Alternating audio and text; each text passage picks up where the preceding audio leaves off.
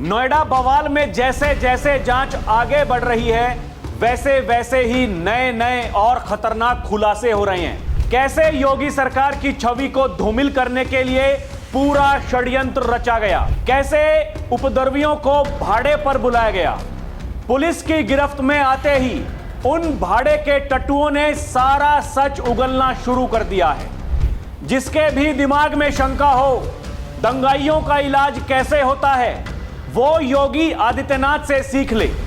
इसलिए बाबा कहते हैं मैं यहां नौकरी करने नहीं आया हूं और ना ही घंटी बजाने आया हूं, मैं व्यवस्थाओं को ठीक करने आया हूं। उसके लिए कुछ भी करना होगा तो करेंगे।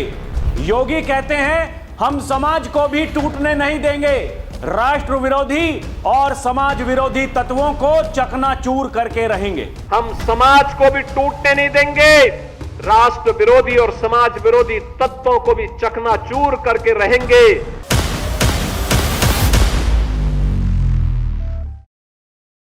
दर्शकों नमस्कार, डीएनपी इंडिया में आपका स्वागत है। मैं हूं आपके साथ राहुल चौधरी। वो कहते हैं ना कि समस्या पैदा करने वालों की हस्तियां कितनी भी बड़ी क्यों ना हो, ईश्वर की कृपा जिसके ऊपर होती है उसका कोई कुछ नहीं बिगाड़ सकता। ठीक वैसा ही उत्तर प्रदेश के मुख्यमंत्री योगी आदित्यनाथ के साथ में हो रहा है। दर्शकों, तमाम षड्यंत्र साजिशें कोई पार्टी के भीतर है तो कोई पार्टी के बाहर, अपने अपने तरीकों से लोग लगे हुए हैं कैसे ना कैसे करके योगी आदित्यनाथ को रोका जाए।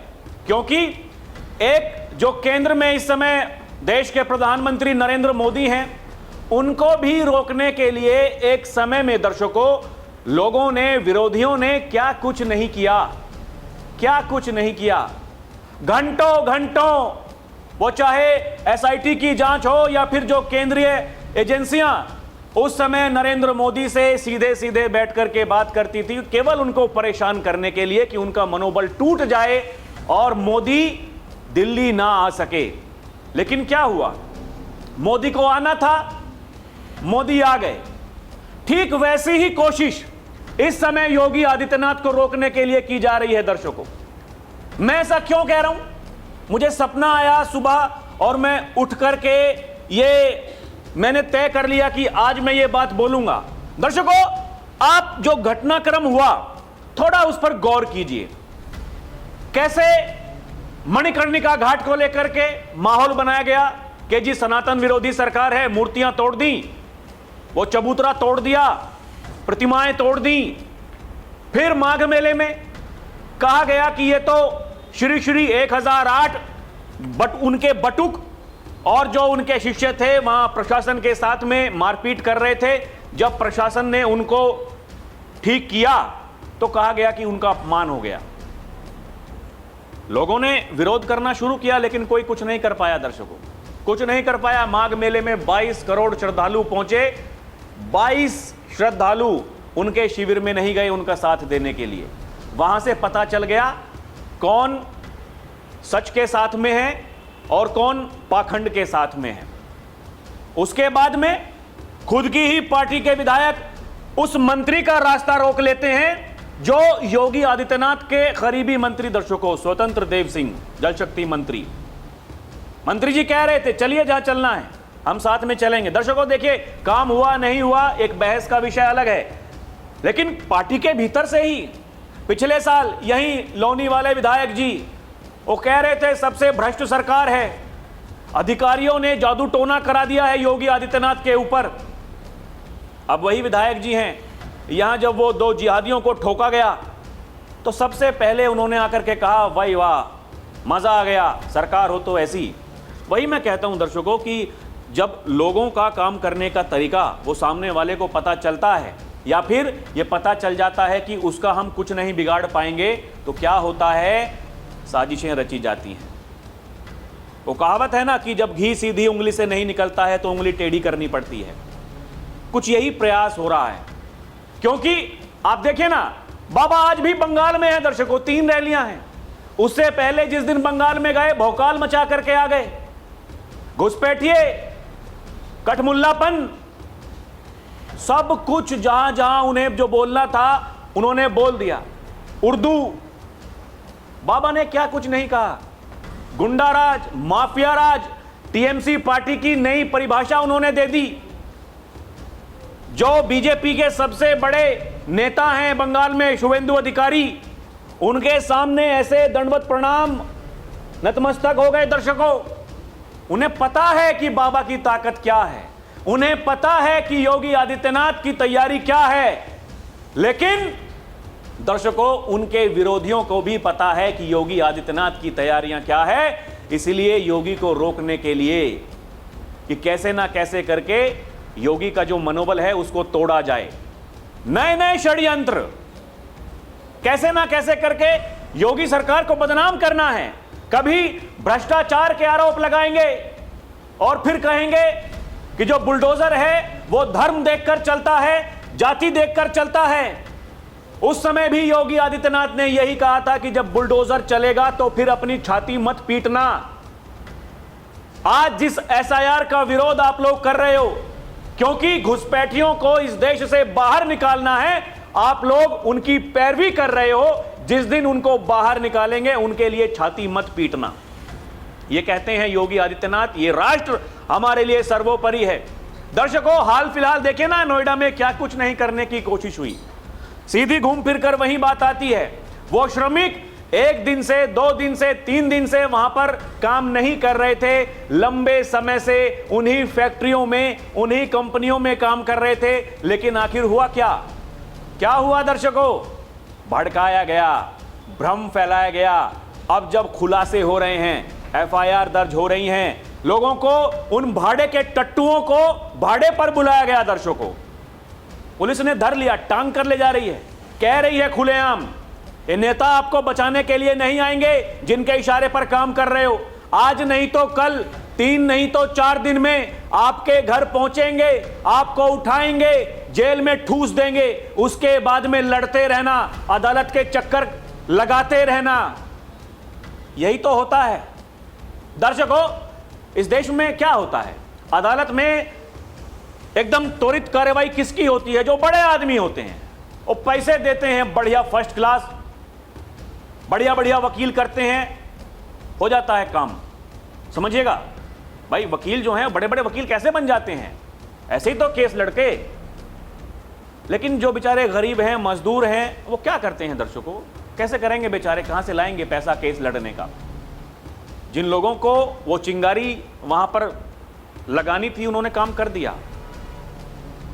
जो आग लगाने के लिए ये प्रयास किए जा रहे थे, उन्होंने अपना तो काम कर दिया, लेकिन फंसा दिया उन गरीब मजदूरों को। दर्शकों देखिए ना क्या खुलासे हो रहे हैं, बताया जा रहा है। नोएडा में दर्शकों एक तरफ तो जो काम है अब सामान्य रूप से वो चलना शुरू हो गया है। वहां के जो पुलिस अधिकारी हैं वो कह रहे हैं कि जो हिंसा पर अभी तक 10 एफआईआर दर्ज की गई है, जांच जारी है, ये कहा जा रहा है। दूसरी तरफ मीडिया रिपोर्ट्स में ये छपा है, नोएडा हिंसा में बाहरी तत्वों का हाथ है। जो गिरफ्तार किए गए हैं श्रमिक, 66 में से 45 वो है ही नहीं।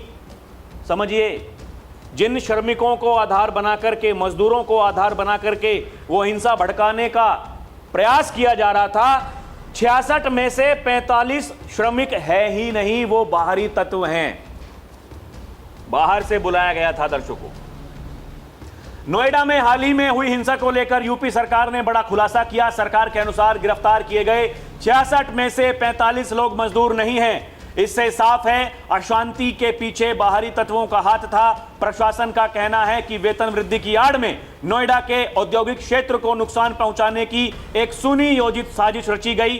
पुलिस जांच में कुछ राजनीतिक समूहों, सोशल मीडिया के जरिए अफवाह फैलाने वालों की भूमिका भी सामने आई है। फिलहाल स्थिति काबू में है। सभी फैक्ट्रियों में कामकाज दोबारा सामान्य रूप से शुरू हो गया है।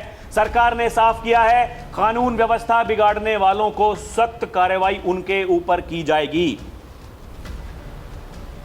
दर्शकों, इस दौरान जो नोएडा के इंडस्ट्रियल क्षेत्र हैं, कई वाहनों में जब आगजनी की गई थी, सार्वजनिक संपत्ति तोड़फोड़ की गई थी, सरकार और जो प्रशासन है उसका ये कहना है कि आगजनी जो की गई, 17 में से 11 लोगों को गिरफ्तार किया जा चुका है। इनमें 8 मजदूर नहीं हैं। लोगों को भड़काने के मामले में पहचाने गए 32 लोगों में से अब तक 19 को गिरफ्तार किया है जिन्होंने आगजनी की थी। प्रशासन बता रहा है मजदूर है ही नहीं, श्रमिक है ही नहीं।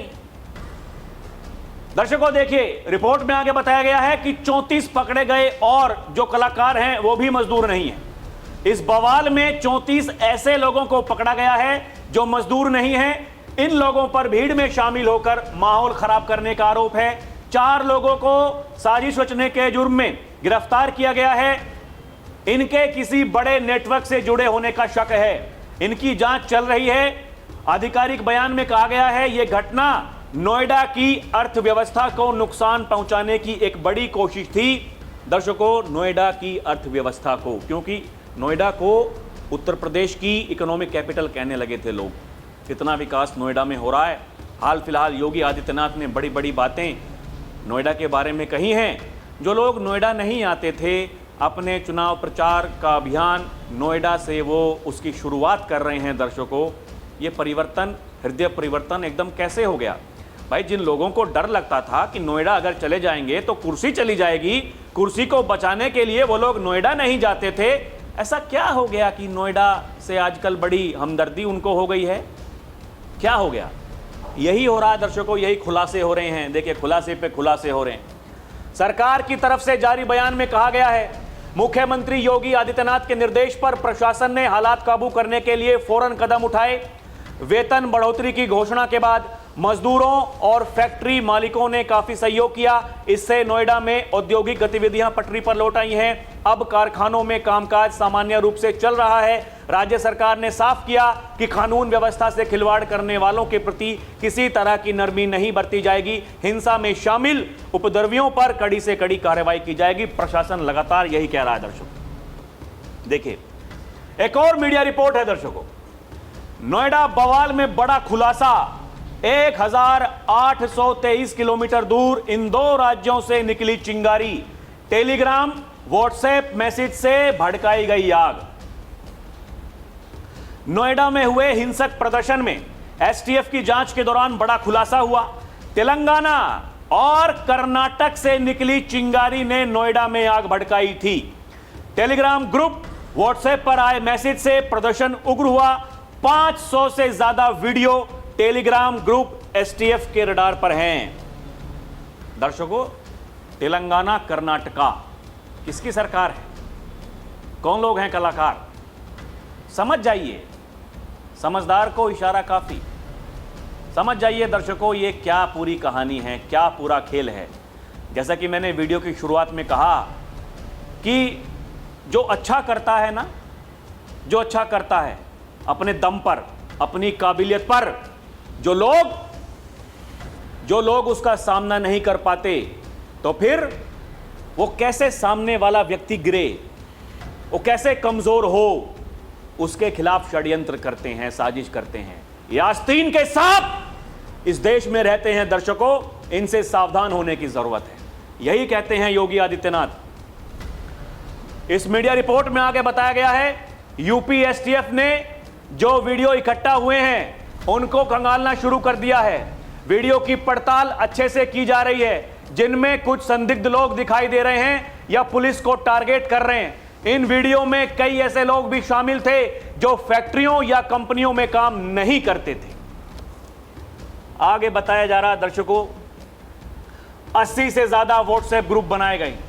पुलिस आयुक्त लक्ष्मी सिंह ने बताया, हिंसा फैलाने के लिए 3 समूहों ने 80 से ज्यादा व्हाट्सएप ग्रुप बनाए, जिनमें से 17 का सत्यापन कर लिया गया है। इनके बारे में सोशल मीडिया प्लेटफॉर्म एक्स से जानकारी मांगी गई है। योगी आदित्यनाथ एक बात कहते हैं, छोड़ूंगा तो नहीं।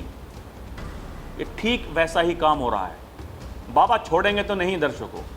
जितना आपको तिगड़म लगाना है लगा लीजिए, जो कुछ करना है कर लीजिए। आखिर में क्या होगा इस देश की, प्रदेश की जनता जानती है। पुलिस का दावा है, मजदूर बिगुल दस्ता संगठन ने घूम घूम कर श्रमिकों को भड़काया।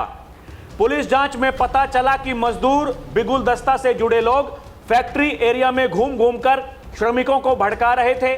बताया जा रहा है कि मानेसर में भी इसी संगठन के लोगों ने फैक्ट्री में हिंसा करवाई थी। संवेदनशील क्षेत्रों फेज 2 में सेक्टर 84 नया गांव मदरसन कंपनी, सेक्टर 80, 85, 63, 62, 64, 67 समेत सेक्टर 15 में पुलिस की टुकड़ियां तैनात रहीं। मीडिया रिपोर्ट्स में छपा है। राहुल चौधरी अपने घर से नहीं बता रहा है, दिमाग में कुछ आया तो मैं बता रहा हूं। दर्शकों और देखिए, ये देखें ना कलाकारी, समाजवादी पार्टी क्या कहती है, क्योंकि अगर बाबा कमजोर होंगे तो सबसे ज्यादा फायदा किसको होगा, सबको पता है। उत्तर प्रदेश में बड़े नेताओं की जब जब बात होगी तो एक तरफ योगी आदित्यनाथ की होगी और एक तरफ सपा के मुखिया अखिलेश यादव जी की होगी। अखिलेश यादव विधानसभा छोड़ करके लोकसभा में आ गए। दर्शकों, सियासी जानकार इस बात को कहते हैं, अगर आपको योगी आदित्यनाथ की काट ही करनी है तो फिर कम से कम वहां विधानसभा में उनके सामने बैठते, उनको टक्कर देते। आज जो आपके जो चेले चपाटे हैं उनको छोड़ रखा है वहां पर, जो हुड़दंग करते हैं विधानसभा में।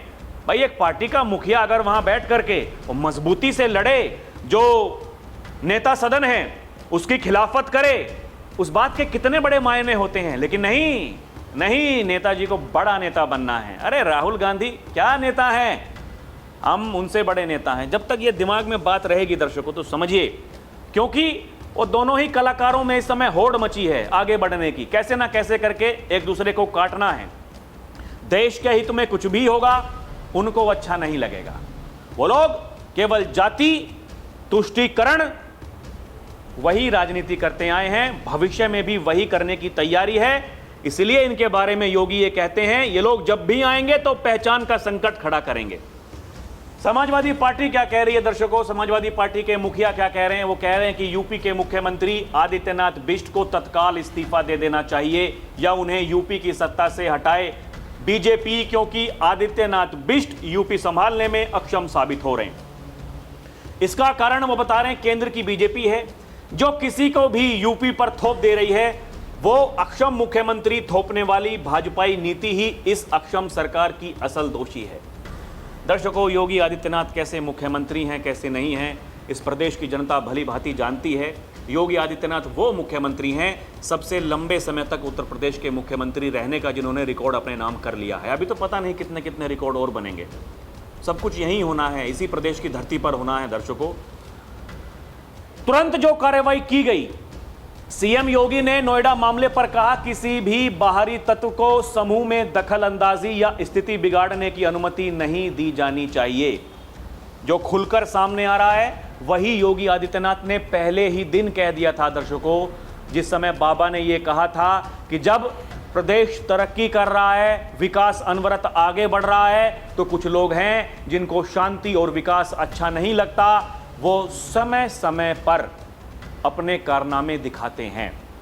कौन है वो लोग, योगी का किसकी तरफ इशारा था, वो सबको पता है। दर्शकों, अभी देखिए, समाजवादी पार्टी, उनके नेताओं का एक चेहरा सामने आया जो मैंने आपको पढ़कर बताया। दर्शकों, कर्नाटका, तेलंगाना, बोला वहां से बैठ करके कुछ लोग ये सब कुछ कर रहे हैं। अपने प्रदेश की क्या स्थिति है उसको नहीं देख पा रहे हैं। कर्नाटक में क्या बवाल है, वहां उप और मुख्य दोनों में कैसे नहीं बनती है, आमने सामने की लड़ाई है, गांधी परिवार क्या कर रहा है क्या नहीं कर रहा है। दर्शकों, वो अलग विषय है, लेकिन थोड़ा बताना तो पड़ता है। तेलंगाना में क्या स्थिति है सबको पता है। वहाँ के मुख्यमंत्री ये कहते हैं, मुसलमान है तो कांग्रेस पार्टी है और कांग्रेस पार्टी है तो मुसलमान है। उनकी जो नीयत है, जो उनकी मंशाएं हैं, उनका जो काम करने का तरीका है, सबको पता होना चाहिए। दर्शकों देखिए, एक कलाकारी बिहार से भी हुई है।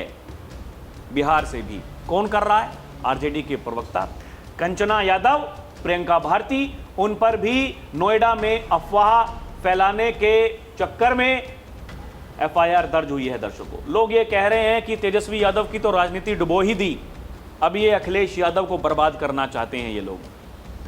क्योंकि इन्होंने क्या काम किया, इन्होंने दर्शकों एक वीडियो, वो मध्य प्रदेश के शहडोल जनपद की थी दर्शकों, 11 अप्रैल की। इन्होंने वो वीडियो सोशल मीडिया पर अपने डाल दी, ये बताते हुए, ये देखिए नोएडा में मजदूरों को पीटा जा रहा है, भ्रम फैलाने के लिए, अशांति फैलाने के लिए, अराजकता फैलाने के लिए। पुलिस ने एफआईआर दर्ज कर ली है। दर्शकों, एक और देखिए, नोएडा में एक और खुलासा बताया जा रहा है। दर्शकों, एक ऑडियो है वो वायरल हो रही है, एक चैट है इंस्टाग्राम की वो वायरल हो रही है। उसमें लिखा है कि पुलिस वालों पर हमला करना है, मिर्च पाउडर लाना है, जल्दी आना है। और ये व्हाट्सएप चैट रिकॉर्डिंग सामने आई, कहीं व्हाट्सएप चैट सामने आ रही है, कहीं इंस्टाग्राम, दर्शकों कहीं टेलीग्राम। अलग अलग इनकी जो थॉट प्रोसेस है उसके हिसाब से इन्होंने वहाँ पर काम करना चाहा, लेकिन ये भूल जाते हैं कि उत्तर प्रदेश की गद्दी पर कौन बैठा है और योगी दंगाइयों का, उपद्रवियों का कैसे इलाज करते हैं। दर्शकों, ये किसी से छुपा हुआ नहीं है। कुछ दिनों पहले एक बरेली के मौलाना थे दर्शकों, तौकीर रजा, भूल गए थे उत्तर प्रदेश में शासन किसका है।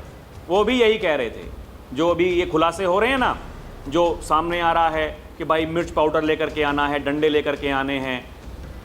ठीक वैसी ही कहानी वहाँ भी थी।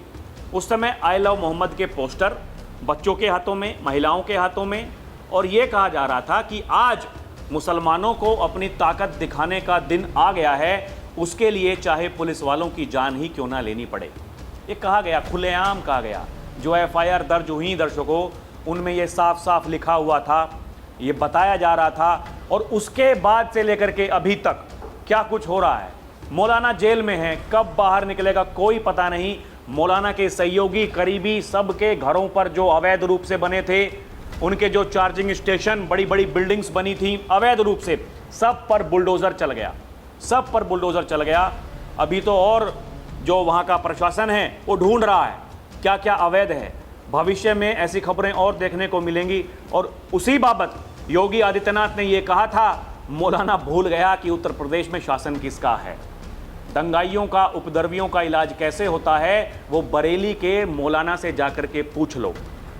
अब क्या हो रहा है कि जो यहाँ पर हैं वो कलाकार वो तो कर नहीं पा रहे हैं दर्शकों, लेकिन चुनाव से पहले ये जगह जगहों पर जो कुछ देखने को मिल रहा है, ये सब कैसे हो रहा है, ये समझने वाली बात है। क्या ये पूरा एक टूल किट वाला प्रोसेस है दर्शकों? बड़े बड़े कलाकार इसमें शामिल हैं, क्योंकि जो खुलासे हो रहे हैं वो यही बताते हैं। दर्शकों, ये जो संपत्ति है, सरकारी संपत्ति या फिर जो निजी व्यक्ति हैं उनकी भी संपत्ति हो, दर्शकों उस संपत्ति को नुकसान पहुंचाने का अधिकार किसको होना चाहिए? 3000 करोड़ का नुकसान है, 3000 करोड़ का नुकसान केवल नोएडा में, केवल नोएडा में दर्शकों 3000 करोड़ कोई छोटी रकम नहीं है।